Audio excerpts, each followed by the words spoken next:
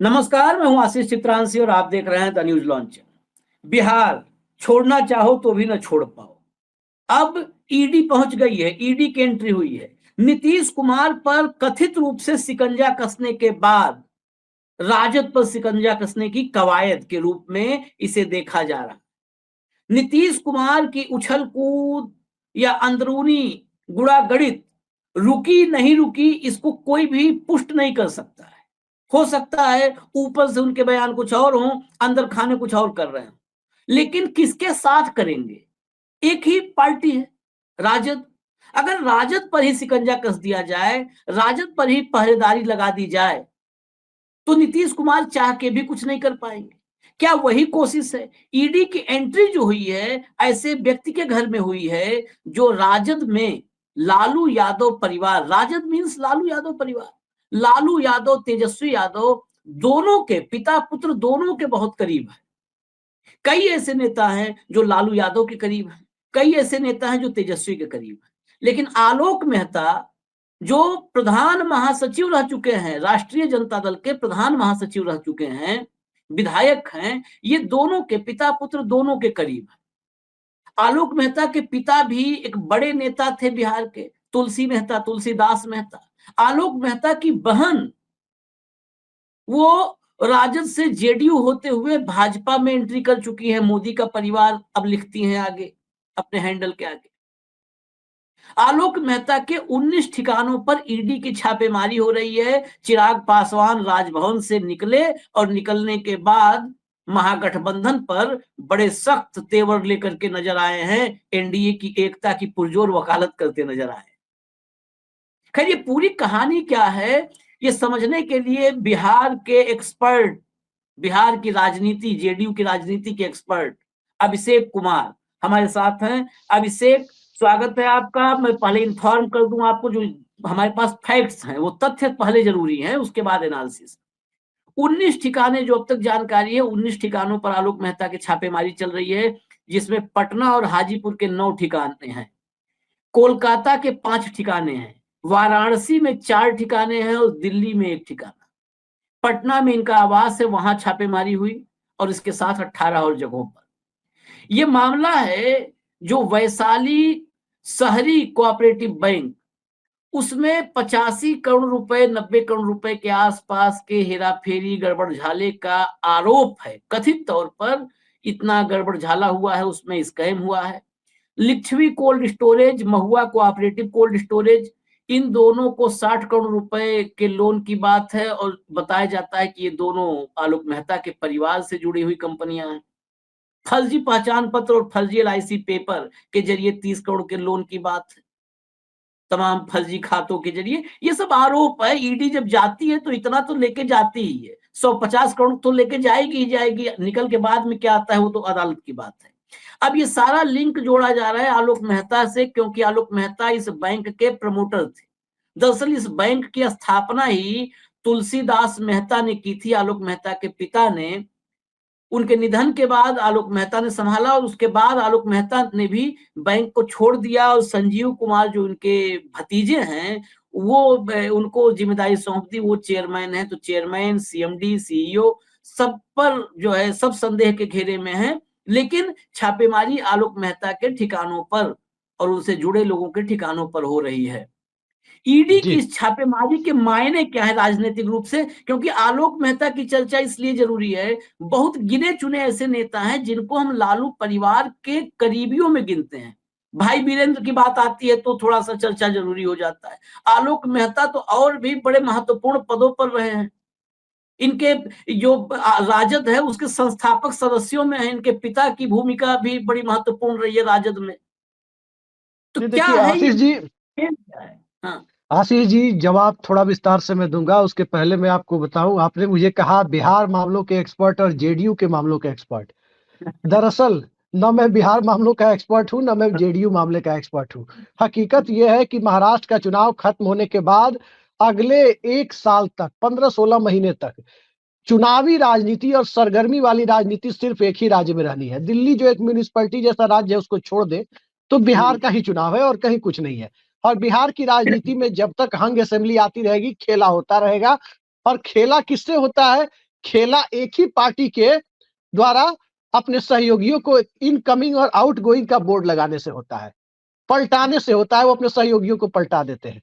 तो पहली बात इसलिए मैं स्पष्ट कर दूं कि मैं किसी राज्य का एक्सपर्ट नहीं हूं, पॉलिटिकल हैपनिंग ही अभी बिहार में है, इसलिए बिहार की चर्चा ज्यादा होती है। अब आपने चलिए खुद ठीक। कहा कि बिहार की चर्चा न चाहते हुए भी करनी पड़ जा रही है। हाँ, मैं कई बार मैं मना करता हूँ आपको भी कि भाई बिहार की चर्चा मत करो, बहुत आलोचना बहुत झेलनी पड़ती है। देखिए देखिए, दर्शकों की आलोचना अपनी जगह है, ठीक है, दर्शकों की भावनाओं का पूरा सम्मान है, लेकिन बिहार की राजनीति में जो हकीकत है, हम आलोचनाओं को सहकर भी बताने का काम करते रहेंगे। अब आते हैं आलोक मेहता वाले और ईडी वाले प्रकरण पर।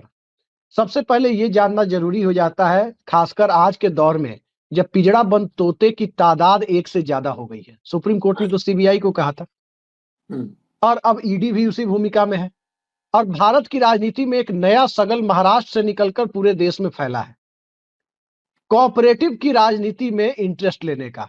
कुछ लोग तो इतना इंटरेस्ट लेते हैं कि अलग से मंत्रालय बनवाकर उसके मंत्री भी बन जाते हैं।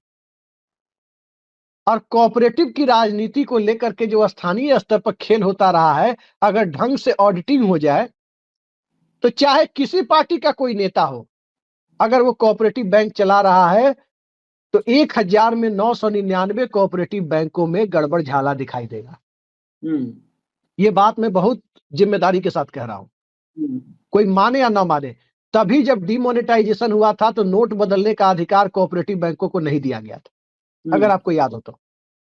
ये रिजर्व बैंक का स्टैंड था, हमारा स्टैंड नहीं है, क्योंकि वहां का काम बहुत फेयर रिजर्व बैंक को नहीं लगा था। इसलिए आप नोट नहीं बदल सकते थे जाके नोटबंदी के समय कोऑपरेटिव बैंकों में। वो नेशनलाइज बैंक या प्राइवेट बैंक जो आरबीआई के नॉर्म से चलते हैं, या फिर आप ग्रामीण बैंकों में ही बदल सकते थे। अब आते हैं आलोक मेहता पर।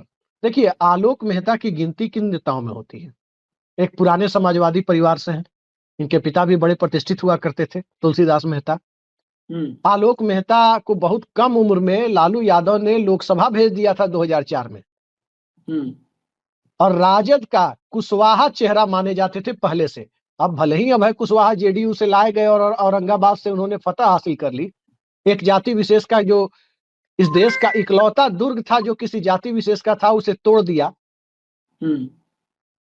लेकिन आज भी आरजेडी के कुशवाहा फेस आलोक मेहता ही है। दूसरी बात, आलोक मेहता की गिनती उन नेताओं में होती है राजद में जो राजद और जदयू के संबंधों के हिमायती माने जाते हैं। और प्रो नीतीश आलोक मेहता को, और कुमार सर्वजीत एक नेता है, विधायक है, उनके भी पिता बड़े नेता थे, इन दोनों को राजद में प्रो नीतीश माना जाता है। यानी नीतीश कुमार के साथ संबंधों को तब तक बनाकर रखा जाए जब तक कि नरेंद्र मोदी प्रधानमंत्री पद पर आसीन है, अन्यथा बिहार की राजनीति कहीं भाजपा के पाले में न चले जाए। इस बात को लेकर चिंतित रहने वालों में, और नीतीश कुमार को मुख्यमंत्री स्वीकार कर लेना चाहिए। बहुत लोग खुलकर बोलते हैं राजद में, बहुत लोग खुलकर नहीं बोलते हैं। ये खुलकर नहीं बोलते हैं लेकिन बेहद करीबी है। और कितने करीबी है मैं उदाहरण आपको दे दूं। बिहार में जो अंचलाधिकारी होते हैं वो राजस्व एवं भूमि सुधार विभाग के अंतर्गत आते हैं, जो जमीन का दाखिल खारिज म्यूटेशन वगैरह करने वाला विभाग है हर अंचल में, हर ब्लॉक में। मदन मोहन झा को छोड़कर पिछले 7-8 साल में जितने भी इस विभाग के मंत्री बने, सबकी फाइलें नीतीश कुमार ने रोकी, सबसे नीतीश कुमार की अनबन हुई। आलोक मेहता की भी फाइल रोकी, एक साथ करीबन 400-500 सीओ का ट्रांसफर उन्होंने किया था। लेकिन आलोक मेहता से इसके बावजूद नीतीश कुमार के व्यक्तिगत संबंधों में जो मधुरता थी वो बनी रही। और आपको बता दूं, हमारे एक मित्र से आलोक मेहता की मुलाकात हुई थी कहीं एयरपोर्ट वगैरह पर। वो मित्र भी पॉलिटिशियन है। उनसे आलोक मेहता ने कथित तौर पर, देखिए हमारे मित्र ने जो बात कही थी वो बात मैं आपको अक्षरशः सामने रख रहा हूं। उन्होंने आलोक मेहता से पूछा था कि क्या कुछ हो रहा है क्या बिहार में। उन्होंने भी जानबूझकर ही पूछा था, क्योंकि स्वाभाविक है कि जब लालू यादव और नीतीश कुमार के बीच आजकल तो फोन टैपिंग होती है, पेगासस का जमाना है, अगर आमने सामने दोनों की बात छोड़ दीजिए तो जिन सूत्रों पर लोगों की नजर जाती थी उनमें एक आलोक मेहता का भी नाम लोग गेस करके चलते थे। तो इसी मकसद से उन्होंने भी पूछा था कि आलोक मेहता से कि क्या कुछ चल रहा है क्या। हम्म उन्होंने कहा था कि देखिए, लग तो रहा है कि कुछ चल रहा है, लेकिन हम्म ऊपर का नेता लोग हम लोग को बताता थोड़े ही ना है, ऐसे हम्म उन्होंने कहा था। हम्म तो ऊपर का नेता लोग बताता नहीं है, लेकिन मैं इस बात को नहीं मानता कि अगर कुछ चल रहा होगा तो आलोक मेहता की जानकारी में नहीं होगी, पहली हम्म बात। दूसरी बात, आपने जो कही छापे की टाइमिंग को हम्म लेकर, अब जरा बिहार हम्म में छापे की टाइमिंग पर जो सबसे इंपॉर्टेंट फैक्टर है उस पर ध्यान दीजिए। हम्म 2022 में बिहार में खेला हुआ था, याद होगा, हम्म 9 अगस्त 2022 को हम्म खेला हुआ था बिहार में। नीतीश कुमार ने भारतीय जनता पार्टी को विपक्ष में भेज दिया था और राजद को सत्ता में बुला लिया था। हम्म ये हुआ था 9 अगस्त को। इसके ठीक 12 दिन पहले 27 जुलाई को लालू हम्म यादव के हनुमान कहे जाने वाले भोला यादव, अगर आपको नाम याद हो, हम्म लालू यादव के वो, आप कह सकते हैं कि जैसे मुलायम सिंह के अमर सिंह थे, वैसे वो लालू यादव के अमर सिंह थे। हम्म बस यही है कि अमर सिंह की तरह वो फ्लैम्बॉयंट नहीं थे, सज्जन हम्म सीधे आदमी है। भोला यादव को सीबीआई ने उनके यहाँ छापा डाला और शायद हम्म गिरफ्तार भी कर लिया 27 जुलाई हम्म को। हम्म बावजूद खेला नहीं रुका था, लैंड फॉर जॉब के मामले में उनको गिरफ्तार किया गया था, खेला नहीं रुका था। तो उसके बाद जब नीतीश कुमार महागठबंधन यानी इंडिया अलायंस में थे, तब गब्बू सिंह और कारू सिंह, इन दो लोगों के ऊपर जेडीयू के एमएलसी जो राजद से ही आए थे, राधाचरण सेठ, उनके ऊपर ईडी की कार्रवाई हुई। गब्बू सिंह और कारू सिंह को कथित तौर पर ललन सिंह और विजय चौधरी का करीबी माना जाता है, कुछ लोग रिश्तेदार भी बताते हैं। अब तीसरी टाइमिंग देखिए, तीसरी टाइमिंग जब बिहार में खेला होने की चर्चा चरम पर थी कि मकर संक्रांति के बाद कुछ होगा। और मैं इसमें एक और बात जोड़ दूं, आज सुबह जो मुझे जानकारी, आपका फोन जब आया इस घटना के लिए, उससे 1.5-2 घंटे पहले मेरे पास फोन आया था। उस वक्त तक छापे की जानकारी उनको भी नहीं थी जिन्होंने मुझे जानकारी दी। पशुपति कुमार पारस ने दही चूड़ा भोज का आयोजन किया है मकर संक्रांति के दिन। चिराग पासवान को न्योता नहीं भेजा है, लेकिन लालू यादव और नीतीश कुमार को न्योता भेजा है, तेजस्वी यादव को न्योता भेजा है। ये एक बड़ी डेवलपमेंट है, ध्यान रखिए। ये रामविलास पासवान के भाई का न्योता है। नीतीश कुमार से बेहद गहरे संबंध है उनके। और 7 दिनों की सरकार में जो 3 लोग मंत्री बने थे नीतीश कुमार की, आज से 25 साल पहले बिहार में 7 दिनों के लिए मुख्यमंत्री बने थे नीतीश कुमार, अगर आपको याद हो तो। उसमें जो 3 लोग मंत्री बने थे, उसमें एक पशुपति कुमार पारस थे। तो सोचिए दोनों में कितने घनिष्ठ संबंध है रामविलास पासवान के भाई से। तो जब उनके दही चूड़ा भोज की खबर कल रात में आई, और उसके बाद आज अचानक ईडी पहुंच जाती है आलोक मेहता के घर, राजनीतिक मायने लोगों को आसानी से समझ में आते हैं कि ये मकसद क्या है। भाई, भ्रष्टाचार के खिलाफ कार्रवाई एक अलग मुद्दा है। हम किसी भ्रष्टाचार या भ्रष्ट नेता या भ्रष्ट अधिकारी का बचाव नहीं करते, ना न्यूज लॉन्चर बचाव करता है। हम पहले अपने दर्शकों के सामने स्पष्ट कर दें। लेकिन नहीं, भ्रष्टाचार के एक बात खिलाफ कार्रवाई सेलेक्टिव हो, अभिषेक, सेलेक्टिव हो। एक एक एक बात और स्पष्ट कर दें हम्म कि कोऑपरेटिव के स्कैम की बात है, घोटाले की बात है, तो एक बात और स्पष्ट कर दें कि नोटबंदी के बाद अमित शाह जिस कोऑपरेटिव, अहमदाबाद कोऑपरेटिव बैंक के जो है डायरेक्टर हैं, उस बैंक में 745 करोड़ रुपए से ज्यादा जमा करवा मैं हुआ उस था पर आने और वाला उसे था। मैं आपको घोटाला बता दूं, घोटाला कहा गया। मैंने पूर्व वित्त मंत्री यशवंत सिन्हा का इंटरव्यू किया था एक चैनल के लिए। यशवंत जी ने बताया मुझे कि केतन पारिक का जब स्कैम हुआ था, हर्षद मेहता के बाद एक Ketan Parikh scam stock market में हुआ था, और वो इंटरव्यू यूट्यूब पर मौजूद है, कोई भी देख सकता है। मैंने इंटरव्यू किया है यशवंत सिन्हा का। तो यशवंत जी ने कहा कि जब केतन पारिक का स्कैम हुआ था, तब भी अहमदाबाद के उस कोऑपरेटिव बैंक का नाम उसमें आया था। ये अपनी बात मैं नहीं कह रहा हूं, यशवंत सिन्हा ने कही है ये बात, जो केतन पारिक के स्कैम के समय 2001 में वित्त मंत्री थे। और उस मामले के बाद यूएस 64 का भी मामला हुआ, और कथित अक्षमता की वजह से अटल बिहारी वाजपेयी ने यशवंत का विभाग आपस में बदल दिया था, म्यूचुअल ट्रांसफर कर दिया था। विदेश मंत्री को वित्त मंत्री और वित्त मंत्री को विदेश मंत्री बना दिया था, याद होगा। लोगों को चूंकि ये बातें, बहुत सारे आजकल नई पीढ़ी के जो यूट्यूब देखने वाले लोग हैं, उन्हें पता नहीं चलती है कि क्या है। तो ये मैंने इसलिए कहा कि मैं अपने मन से कुछ भी नहीं कह रहा, यशवंत सिन्हा जो वित्त मंत्री थे, और स्वाभाविक है जो व्यक्ति वित्त मंत्री था वो उसके पास जानकारी होगी तो जिम्मेदारी से ही बोल रहा होगा। पहली बात उन्होंने ये बात कही थी। अब रही बात कोऑपरेटिव के मामले की, तो कोऑपरेटिव का मामला तो तुलसीदास मेहता के समय आया। कोऑपरेटिव जब Vaishali urban cooperative bank found हुआ, फिर उसके बाद उसको ये देखने लगे उनके बेटे, और अधिकांश कोऑपरेटिव बैंकों में आपको यही सब देखने को मिलता है। कोऑपरेटिव पर कब्जे की लड़ाई महाराष्ट्र में देवेंद्र फडणवीस ने क्या किया? शरद पवार के कब्जे से नहीं, महाराष्ट्र के प्रभुत्वशाली मराठा समाज के कब्जे से कोऑपरेटिव को कैसे निकाला जाए, पूरी ताकत झोंक दी थी। पूरी ताकत झोंक दी थी अपने 5 साल के मुख्यमंत्रित्व काल में, आपको अगर याद हो तो। ऐसा नहीं है कि सिर्फ शरद पवार के परिवार का कोऑपरेटिव पर वहां पर डायरेक्ट या इनडायरेक्ट आधिपत्य है, मराठा समाज का है।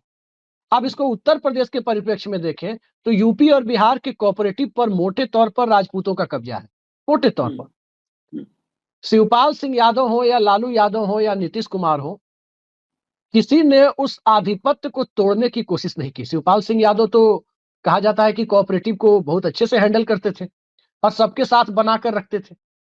अभी जो दौर चल रहा है, इस दौर में चल क्या रहा है कि सब कुछ हमारे नियंत्रण में होना चाहिए। मानसिकता देखिए, मैं बार बार वर्ल्ड कप क्रिकेट 2023 का उदाहरण इसलिए देता हूं, आपने पूरी दुनिया में 12-13 वर्ल्ड कप सुने होंगे या देखे होंगे, 75 से लेकर 2023 तक।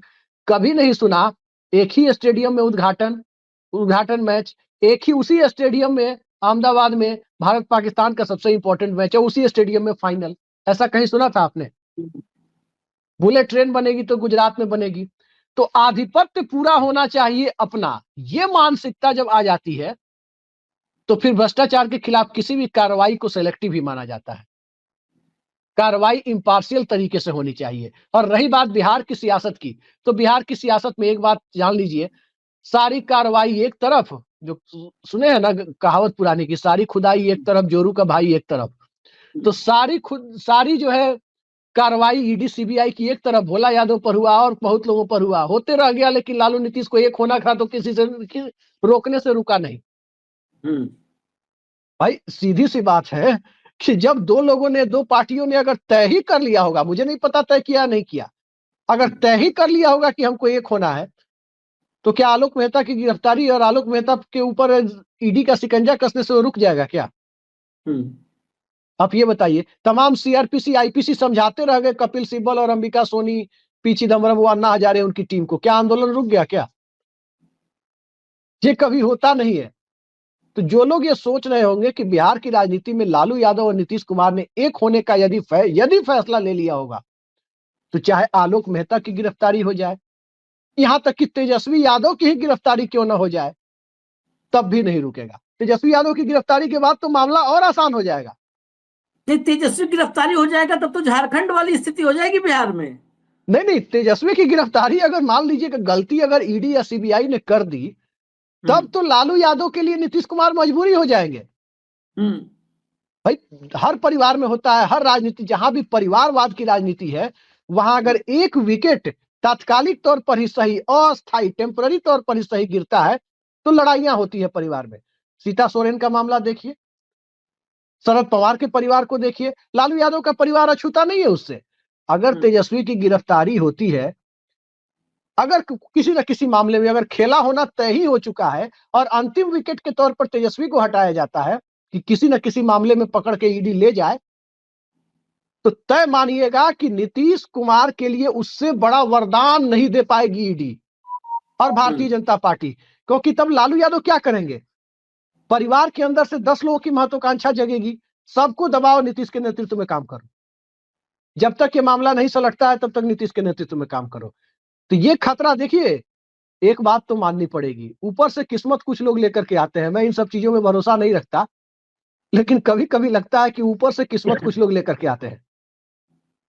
चाहे नीतीश कुमार की हम आप जितनी आलोचना करें, सिद्धांत विहीन राजनीति के सबसे बड़े पोषक के तौर पर वो दिख रहे हैं आज, ये सच्चाई है। जिस तरह से गठबंधन बदल उन्होंने कई बार किया, लेकिन ऊपर से किस्मत तो लेकर के वो आदमी जरूर आया है, ये बात माननी पड़ेगी। जी नहीं, ऐसी बात मैं अब नीतीश पे हालांकि नहीं अभी जाना चाहते, नीतीश की चर्चा नहीं, आज हम ईडी की छापेमारी की बात करें। नीतीश कुमार सिर्फ सिद्धांत विहीन राजनीति नहीं, इस देश में अब सांप्रदायिक राजनीति के को मतलब मजबूत करने की अगर बात आएगी, धर्मनिरपेक्षता सेकुलर राजनीति का कबर अगर खोदने की बात आएगी तो उसमें भी इनका फावड़ा रहेगा। ये बड़ा महत्वपूर्ण रोल निभा रहे हैं। आज की तारीख में इस देश में हम तो अपने दर्शकों के कमेंट देखते हैं, दर्शकों के कमेंट होते हैं कि भाई नीतीश का पाप अब माफी के लायक नहीं है, जिन्होंने अगर नीतीश कुमार चाहते तो कम से कम अब मोदी से मुक्ति मिल जाती इस देश को। फिर अब मोदी आपको एक तीसरी चीज बार हम बता रहे हैं आशीष जी, इस क्लिप को अलग से लगवा दीजिएगा शॉर्ट्स में, जो मैं बताने जा रहा हूं। मुझे जनता दल यूनाइटेड के कम से कम आधा दर्जन नेताओं ने कहा होगा, आधा दर्जन नेताओं ने कहा, मैं नाम लेना उचित नहीं है, व्यक्तिगत तौर पर कहा होगा पिछले 3-4 महीनों के दरमियान कि अब अभिषेक जी बड़ी अजीब स्थिति है। मैंने पूछा क्या? जब मुख्यमंत्री नीतीश कुमार से कुछ बात करने के लिए आप जाइए तो जो 4 लोग जनता दल यूनाइटेड में, 4 लोग नहीं 3 लोग, 3 लोगों का जो जिक्र होता है और एक रिटायर्ड अधिकारी जो साथ में रहते हैं, 4 लोग, इन 4 लोगों में से कोई ना कोई एक वहां पर मौजूद हो जाता है, अकेले में बात ही नहीं करने देते। ये बात जेडीयू के लोगों ने कही है कि 1 to 1 भाई मुख्यमंत्री या नेता, भाई मुलायम सिंह यादव या कोई नेता 1 to 1 अपनी पार्टी के कार्यकर्ता को बुला के बात करते हैं जब जरूरत होती है तो। नेता छोड़िए, अब अगर क्या सीएम हाउस में सेटिंग करके रखा गया है कि अच्छा अमुक आदमी ने अपॉइंटमेंट मांगा, चलो इसको कर दे। ये बात मैंने राहुल गांधी को भी कह दी थी, व्यक्तिगत तौर पे कह दी थी आमने सामने, कि भाई आपके यहां से कोई व्यक्ति, कोई पत्रकार हो या कोई कार्यकर्ता हो या कोई सामाजिक संगठन का व्यक्ति हो, किसी राज्य का हो, वो अपॉइंटमेंट मांगता है तो आपके यहाँ अपॉइंटमेंट देने वाले सेक्शन में ऐसे लोग मौजूद हैं जो उस राज्य में कुछ चॉकलेट पर टिके हुए लोग होते हैं। चॉकलेट का मतलब हमारे दर्शक समझते हैं, तो चॉकलेट पर टिके हुए लोग उस राज्य में जिसके हितों की पूर्ति करने वाले लोग हैं, उनको फोन करते हैं, अरे आपके राज्य से अमुक व्यक्ति अपॉइंटमेंट मांग रहा है बॉस का, क्या उसे दिया जाए? जब वो ओके करता है तब आप तक खबर पहुंचाई जाती है कि फला व्यक्ति अपॉइंटमेंट मांग रहा है। ये नीतीश कुमार के यहाँ भी करीब करीब हो गया है कि भाई आप अगर मिलने जाइए कि मैं आशीष चित्रांशी पत्रकार हूं, स्वाभाविक है कि नीतीश कुमार, हमें पता है सबके यूट्यूब वीडियो देखते रहते हैं बड़ी स्क्रीन पर, सबको पता है, घर में बैठ करके कुछ खास चैनल है जिसमें न्यूज लॉन्चर का भी नाम लिया जाता है कि वीडियो देखते हैं। अब अगर आप, स्वाभाविक है वीडियो देखते हैं तो आपको भी पहचानते हैं, हमको भी पहचानते हैं। आप अगर फोन करके सीएम हाउस से अपॉइंटमेंट मांगे, हो सकता है कि नीतीश कुमार के कान में बात पहुंचा दी जाए, वो आपको अपॉइंटमेंट दे दे कि हाँ आशीष जी को बुला लो या अभिषेक जी को बुला लो। अब आप मिलने जाएंगे, ये खबर पहुंच जाएगी, वो गैंग ऑफ 4 जिसको कहा जाता है ना, वहां तक खबर पहुंच जाएगी। उन चारों में से कोई ना कोई एक पहुंच जाएगा मौके पे हाजिर कि आप क्या बात करने गए हैं। तो हम लोग तो पत्रकार हैं, हम लोग के सामने कोई आ जाए तो कोई फर्क नहीं पड़ता है, हम लोग तो खैर स्वाभाविक सी बात है। लेकिन किसी नेता, पार्टी का कोई नेता कुछ कहने जा रहा है, उसके सामने कोई आ जाए, तो ये अजीबोगरीब स्थिति जनता दल यूनाइटेड में है। और नीतीश कुमार इन सारी चीजों पर या तो आंख मूंद कर बैठे हुए हैं या इन सारी चीजों को संरक्षण दे रहे हैं, और जिससे उनकी पार्टी खत्म हो रही है। ये जो अभी आखिर में बोले ना कि या तो संरक्षण दे रहे हैं या आंख बंद किए हो, ये महत्वपूर्ण है। नीतीश कुमार से उम्र में काफी ज्यादा है, बहुत बड़े, 10 साल से ज्यादा फर्क है। शरद पवार 84 पार हैं। मैं आपको अभी हाल में, मैं निजी अनुभव की बात बताता हूँ। अभी हाल में ही जो है एक जगह मुलाकात में, भाऊ के साथ मुलाकात में, उन्होंने कहा जरा कुछ बात कुछ समझना है, थोड़ा महाराष्ट्र की पॉलिटिक्स। राजनेता भी पत्रकार से थोड़ा बहुत समझना चाहते हैं, आप भी हैं, आपके पास, हमारे पास क्यों फोन आता है यार, उस क्षेत्र में आप लोग गए थे, जरा वहां का क्या है, आप क्या समझते हैं। वहां पर शरद पवार ने सबको वहां से हटा दिया, कोई नहीं था, कोई नहीं, सिंगल, सारे लोग बाहर। और जो बाहर बड़े बड़े नेता जो पास में रहते थे, साहब के पास हम हैं, वो बाहर थे, तो उनको लगा क्या बात ऐसी हो रही है। वो बाहर निकलने के बाद भाऊ से पूछने लगे, यार भाऊ क्या बोला बॉस ने, साहब ने क्या कहा, साहब ने क्या कहा। अब साहब ने कुछ ऐसा कहा ही नहीं था, साहब को कुछ समझना पूछना था, कुछ बातें करनी थी। तो ये है, वो 84 साल के हैं, वो उनका नियंत्रण है। ये जो बात कहे कि या तो वो जानबूझ करके ये सब होने दे रहे हैं, और या तो फिर अब उनके हाथ में ही नहीं है, कुछ उनके समझ में नहीं आ रहा है, उनके हाथ में नहीं है। खैर, इस चर्चा को हम यहीं पर विराम देते हैं। ये छापेमारी, चिराग पासवान नहीं, राजभवन एक में बात, कुछ खास चर्चा नहीं करने एक बात लायक। हाँ, आशीष जी, एक बात उसमें हम्म, जोड़ देते हैं। हम्म, आलोक मेहता की छापेमारी का और छापेमारी की टाइमिंग को देखने के बाद एक ही चीज क्लियर है, एम्पली क्लियर है, इस बात से हम इनकार नहीं कर सकते कि बिहार की राजनीति में किसी भी संभावित खेला को रोकने के लिए बिल्कुल 27 जुलाई 2022 को भोला यादव के यहां जो हुआ था सीबीआई के द्वारा, उसकी पुनरावृत्ति की गई है। खेला को रोकने की आखिरी कोशिश के तहत तेजस्वी यादव के कथित सलाहकार नीतीश कुमार के बेहद प्रिय आलोक मेहता, लालू यादव के बेहद भरोसेमंद आलोक मेहता, उनके यहां छापेमारी की गई है। बात आगे ये बढ़ी हुई है। इससे मैं सहमत हूं, इससे मैं 100% सहमत हूं। कई बार हम लोग की आपसी असहमति भी होती है इस चर्चा के दरमियान। नहीं, इससे असहमति मैं चर्चा में 100% होती है, सहमत वो स्वाभाविक प्रक्रिया है, असहमति इससे समाज की सहमत हूं, खूबसूरती है। क्योंकि आलोक मेहता बहुत करीबी है। यहां तक कि आप गूगल पे जाएंगे तो विकिपीडिया पर लिखा मिल जाएगा कि तेजस्वी यादव के राजनीतिक गुरु हैं। अब हैं कि नहीं है, हालांकि एक बार हम संतोष के साथ हम लोग चर्चा कर रहे थे, तो संतोष ने कहा कि जब राजनीति में उतारना था तेजस्वी यादव को, तो लालू ने अलग अलग पार्टी के नेताओं के पास उनको भेजा कुछ कुछ वक्त गुजारने के लिए। संघ के तो लोगों के पास बहुत सारे गुरु होते हैं, लेकिन ये लिखा हुआ है कि तेजस्वी यादव के राजनीतिक गुरु। अब अगर कोई व्यक्ति इतना महत्वपूर्ण है और उसके यहाँ छापेमारी एकाएक ऐसे समय में होने लगती है, मैंने बताया ना कि 745 करोड़ से ज्यादा का कोऑपरेटिव घोटाला जिसके डायरेक्टर है अमित शाह, कहाँ है ईडी, कहाँ है भाई ईडी? लेकिन यहाँ ईडी ढूंढ रही है, ईडी लिंक जोड़ रही है। ईडी पूरे देश में जहां जहां विपक्षी राज्य हैं, हिमाचल जाइए, वहां पर 81 करोड़ 181 करोड़ के आसपास का स्कॉलरशिप स्कैम ढूंढ रही है। यहाँ पर कोऑपरेटिव स्कैम ढूंढने पहुंच गई। बस उसको कोई स्कैम नजर नहीं आता है मध्य प्रदेश में, कोई स्कैम नजर नहीं आता है उसको गुजरात में, उसको राजस्थान में, उसको उत्तर प्रदेश में। ईडी कहीं पर नहीं दिखती है यहाँ आसपास। अगर दिखेगी, यूपी में भी दिखेगी, तो वो भी किसी विपक्षी नेता पर ही शिकंजा कसते हुए दिखेगी। अरे एक सत्ताधारी घटना दल याद दिला दूं आपको। एक एक जो कौन गुटखा व्यवसायी थे कि कौन थे कानपुर में, उनके हाँ यहाँ हाँ छापा मारना था, गलती से पता चला कि वो अपने ही वाले जो उनके अपने कैंप के थे उनके यहाँ छापा मार दिया। हाँ, अपने वाले, इसीलिए उसके बाद पता नहीं चला कि उस पैसे क्या हुआ। इत्र वाला मामला था, और जी वो जो है वो बड़ा भारी पड़ गया, उल्टा हो गया बयाना। खैर, इजाजत दीजिए हमें, निगाह हमारी भी बनी हुई है, आप भी रखिए कि बिहार में क्या चल रहा है, खासकर ईडी क्या कर रही है। अब आरिफ मोहम्मद खान, नीतीश कुमार, लालू यादव, इन तीन पर नजर रखने के साथ अब चौथा एक और आपके लिए काम बढ़ गया है, ईडी पर भी नजर रखिए। ईडी को, सीबीआई को तोता कहा था अदालत ने, ईडी को अगर हमें कहना हो, निजी राय है, नाराज कोई ना हो, तो ये तोता नहीं है। तोता तो बोलता मैना है है, पट पट ना, मैना है। ये चील है, चील। ये चील है, ये टांग करके ले जाता है। किसे टांगना है, टांग के ले आओ। अब ये चील की भूमिका में है, इसलिए थोड़ा इससे ज्यादा सतर्क और सावधान रहना है। इसके पास असीमित शक्तियां दे दी गई हैं। इजाजत अरे दीजिए आपने हमें। चील की बात हाँ, की, आपने चील की बात की, छोटी घटना 10 सेकंड में बता देता हूँ। हम्म, स्कूल टाइम की बात है, मैं मटन बेचने वाले जो होते हैं ना, उनके यहाँ से कच्चा मटन खरीद के ला रहा था। घर वाले लोगों ने कहा, मैं अपने पापा के साथ था, गया था, ला रहा था। अब चील जो उसके आसपास मंडराते हैं, हाथ में आके झपट्टा मार के पूरा सड़क पर बिखेर दिया था। ना हम तो लोग खा पाए, ना चील खा पाया। बस समझ यही आइए तो भाई। समझिए, बस ये भाई हाथ से झपट्टा मारने की लग रहा है ये आखिरी कोशिश है। अब देखते हैं हाथ से झपट्टा मार पाते हैं कि नहीं मार पाते हैं।